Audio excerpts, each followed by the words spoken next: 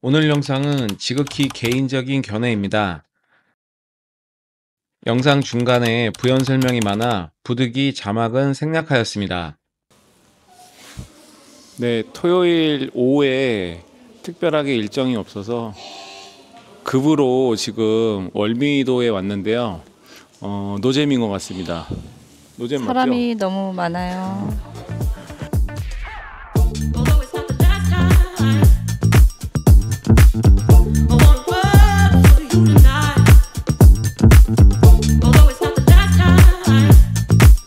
이제 다 된다. 빨리 잡아. 그렇지, 잡아. 그렇지.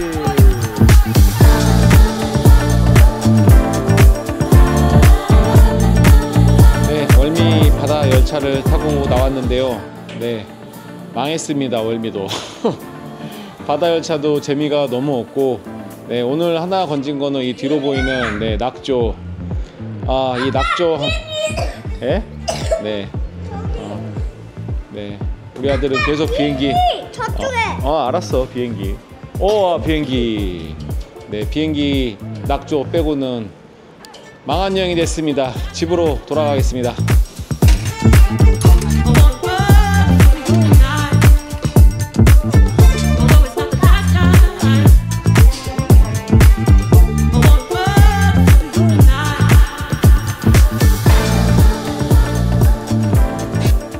네, 안녕하십니까.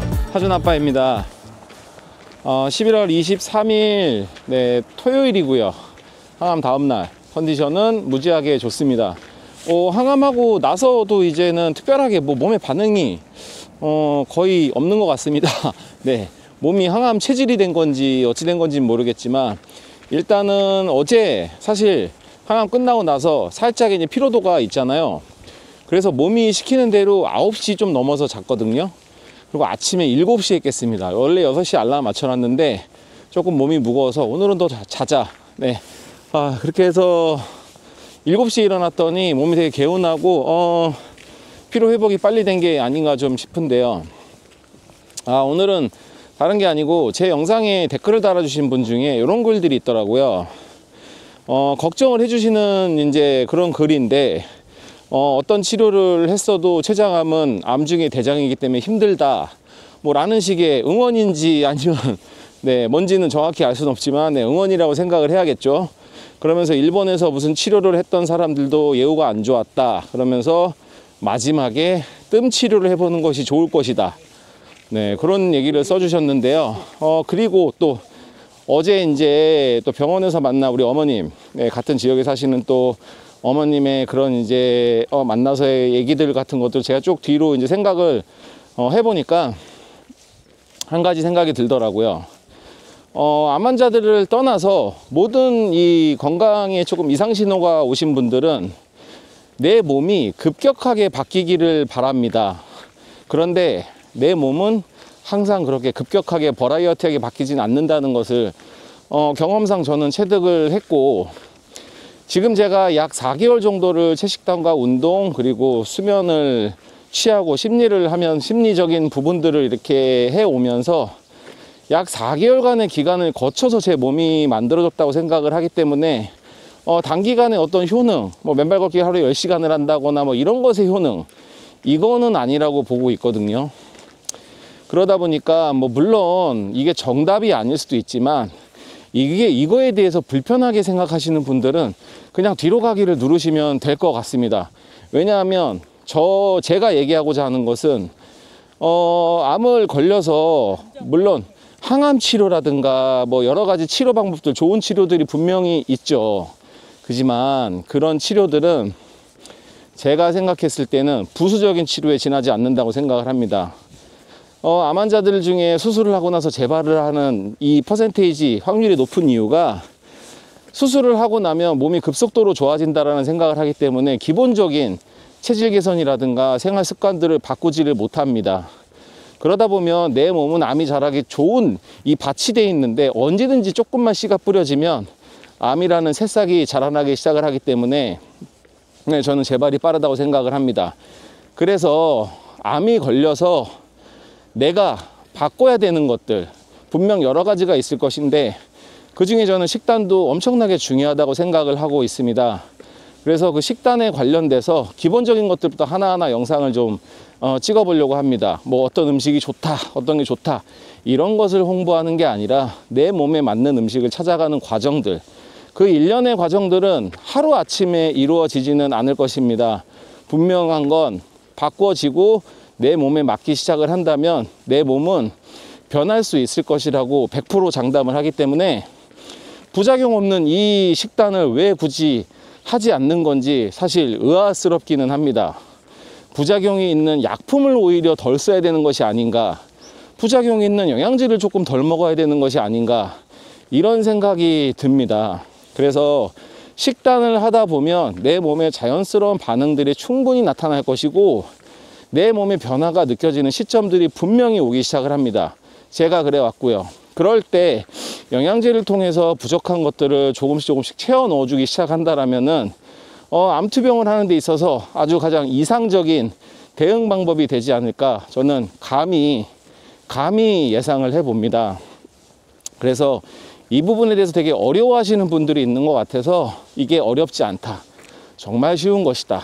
물론 식사를 못 하시고 항암 치료 와중에 정말 먹는 게 힘드시다라면은 이런 단편적인 이 채식 식단을 하기가 힘들다는 것은 알고 있지만, 제가 말씀드리는 것은 항암 치료를 하는 와중에도 잘 드실 수 있는 분이 있습니다. 그렇기 때문에 그 잘 드시는 분들을 상대로 말씀을 드리는 것이니까 좀 오해는 없으시길 바라고요.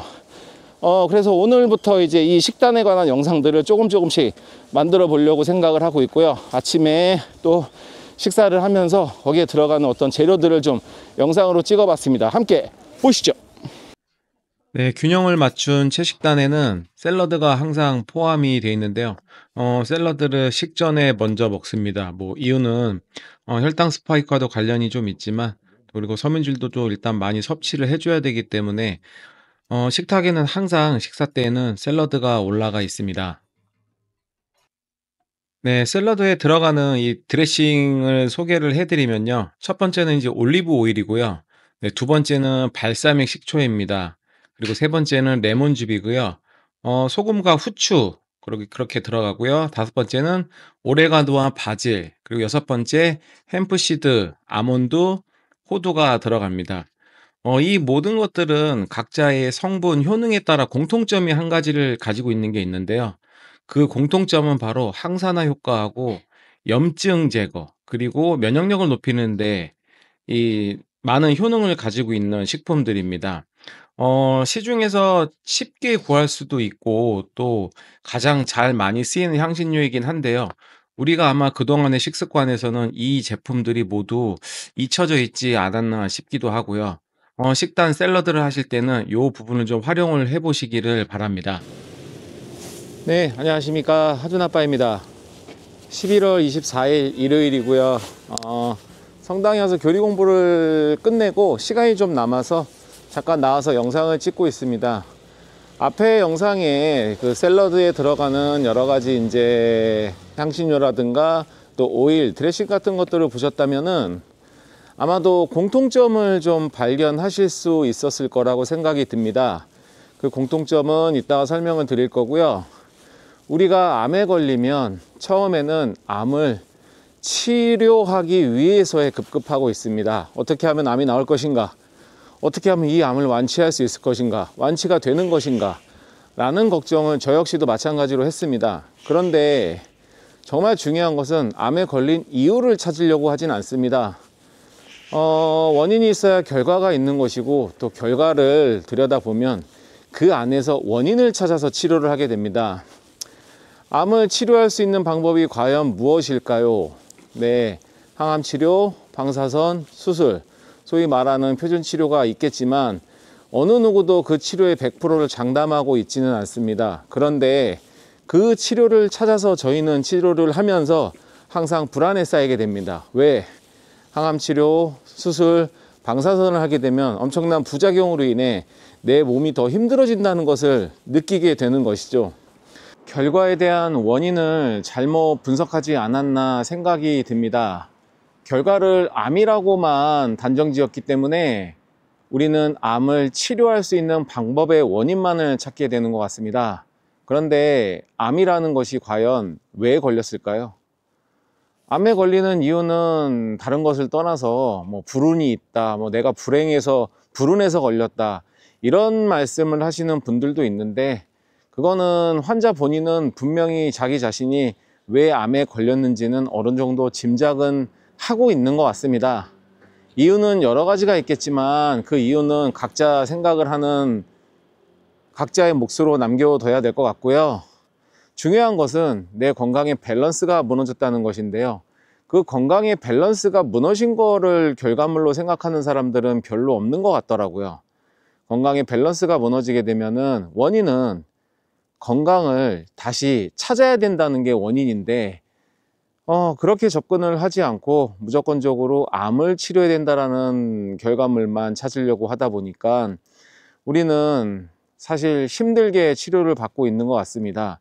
그 힘든 치료라는 것은 항암 치료든 방사선 치료든 여러 가지 치료들이 있을 것인데요.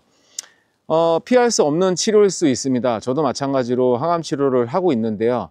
이 항암 치료가 좋다 안 좋다 이걸 논하고자가 아니라 내가 해야 될 것들이 무엇인가를 찾아야 되는 것 같더라고요. 그 찾아야 되는 첫 번째가 바로 내 몸의 건강을 다시 찾는 일련의 과정이라고 좀 저는 생각을 합니다. 그 과정 안에서 여러 가지 방법들이 있을 텐데, 그 과정의 방법 중에 하나가 바로 식단이라든가 운동, 이 두 가지가 될 수 있을 것 같고요. 특히 암에 걸려서 심리적으로 많이 위축이 돼 있고, 또 항암 치료를 받다 보면 심리적으로 부작용들에 의해서 많이 위축이 됩니다. 점점 가면 갈수록 악화되는 몸 상태에 의해서 내 몸은 점점 더 힘들어지고, 또 그 힘들어지는 와중에 심리가 무너지기 때문에 치료를 받기가 더욱더 힘들어지는데요. 만약 아프지 않고 항암 치료에 부작용도 없다라면 과연 심리가 무너지겠습니까? 그렇지 않을 것 같더라고요.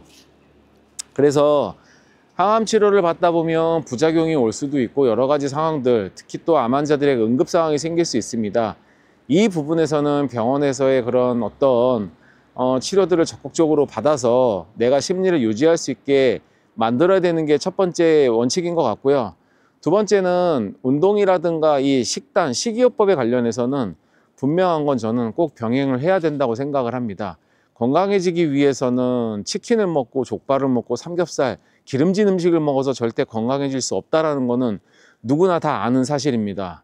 그렇지만 항암 치료를 받다 보면 체력이 빠지고 힘들기 때문에 뭐든지 다 잘 먹어야 된다라는 그런 단어적인 좀 어떤 도구마가 아닐까 좀 생각이 드는데요. 그 부분에 있어서는 각자 좀 생각을 좀 해보시길 바라고요. 제 영상에서 말씀드리고 싶은 거는, 분명한 거는 암을 치료하는 게 아니라 내 몸이 건강해지는 방향으로 방향성을 잡아야 된다는 걸 꼭 말씀을 드리고 싶습니다. 오늘 영상은 여기까지고요. 오늘 미사가 끝나고 나서 영상을 이것저것 이렇게 찍어보려고 하다 보니까 말하고 싶은 내용들이 너무 많은데 참 담기지가 않아서 아쉽긴 합니다. 그 후에 또 생각이 나면 또 영상에 담도록 하겠습니다. 저는 또 더 좋은 영상으로 찾아올 것을 약속드리고 구독과 좋아요, 알림 설정 부탁드리겠습니다. 네, 주말 마무리 잘 하시고, 그리고 다음 주 한 주도 건강한 한 주 되시길 바라겠습니다. 안녕히 계세요. 안녕.